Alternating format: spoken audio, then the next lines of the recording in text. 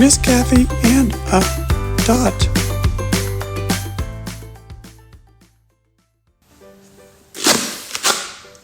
No. No.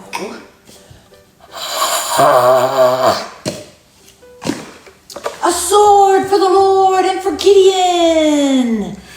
Oh, well, excuse me, Miss Kathy. Could I ask you a question, please? Hi, Dot. Of course you can ask me a question. Well, I was wondering. I was watching you just now, and I don't quite understand exactly what you were doing. Me? I'm pretending to be a warrior with Gideon. Gideon? Is that someone you know?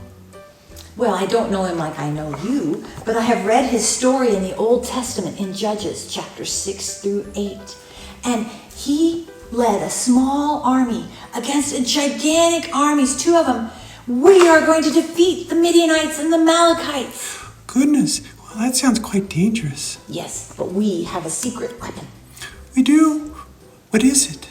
God has promised Gideon that he will give us a victory, and we can trust God. In fact, that's the heart of today's lesson. I can trust God. Would you kids like to learn that? I can trust God. Dot, would you like to say that with us? I'll try. Okay. I can trust God. Very good. Well, I have another question, Miss Kathy. If you trust God, why are you blowing on those horns? Well, I need to tell you a little bit more about Gideon's story to explain the horn part. Would you like to hear it? Yes, I would, actually. Okay. So Gideon and his family were farmers. And when they would go to work with their wheat, the Midianites would come and steal it all, so they had no food. That's horrible. So one day, when Gideon was working with his wheat, he was hiding so they wouldn't take it away from him. And an angel of the Lord appeared to him. What did the angel say? The angel said, "Go rescue Israel from the Midianites and the Amalekites. I am sending you. The Lord is with you, mighty warrior." Well, what did Gideon do? He did exactly what the angel told him to do because he trusted God. But he wanted to be sure, so he asked God for a sign. A sign? Oh, you mean like a stop sign or a no parking sign? No. Gideon took some wool from a lamb and he laid it down and he asked God to make the wool wet and the rest of the ground around the wool dry. And that night he went to bed.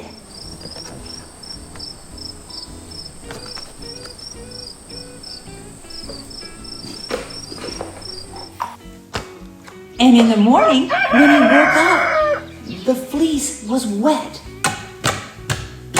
But the ground all around it was dry. That's exactly the sign he asked for. Yes, but then he asked God for a second sign. This time, he asked God to leave the wool dry and make the ground wet all around the wool. So that night he went to sleep.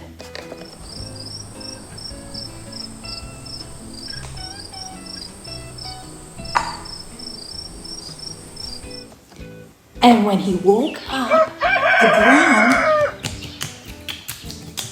all around his fleece was wet, but the fleece itself was dry. Wow, that's exactly the sign he asked for a second time. Well, what happened next? Did Gideon ask God for a big beehive full of honey? No. Well, I think I might have done that. Next, Gideon gathered his Israelite army, but God said he had too many men. God wanted Gideon to trust him and to give him a miraculous victory. That way, God would get all the glory. How many soldiers did God allow Gideon to have? That's a good question, Dot. Kids, how many soldiers do you think God let Gideon have? Those are good answers. God let Gideon have 300 soldiers against hundreds and thousands of Amalekites and Midianites. Wow, 300 is not very many. What happened next? That's where the horns come in. God told Gideon to give each one of his soldiers a trumpet, a torch, and a jar. Those are very strange weapons, Miss Kathy. Yes, but this is what God told him to give all of his army. And then he told them to hide at the top of the mountain where in the valley the enemy soldiers were, to surround them at the top of the mountain. And then he told them to break their jars, light their torches, and blow on their trumpets. Would you like to try to blow on this trumpet, Dot? Well, I could try to be one of Gideon's soldiers. Yes. Would you kids like to try to be one of Gideon's soldiers and blow on the trumpet? You would? Okay, put it up here with your hand. Doo-doo. And I'll hold Dot's. Okay, Dot, go ahead. Wow, Dot. Wow, Grace kids. That was wonderful trumpet blowing. Oh, thank you, Miss Kathy. Well, it was nothing really. But what happened next? The enemy armies panicked. And then they started to fight each other. And then the ones that didn't get killed ran off. God gave Gideon a mighty victory. And it was because they trusted God. And the stories like this remind me that I can trust God too. It sounds to me like, well, this is just my opinion, but God rescued Israel again. Dot, you're right. And that reminds me of this month's memory verse about how God rescues us. Do you remember the verse?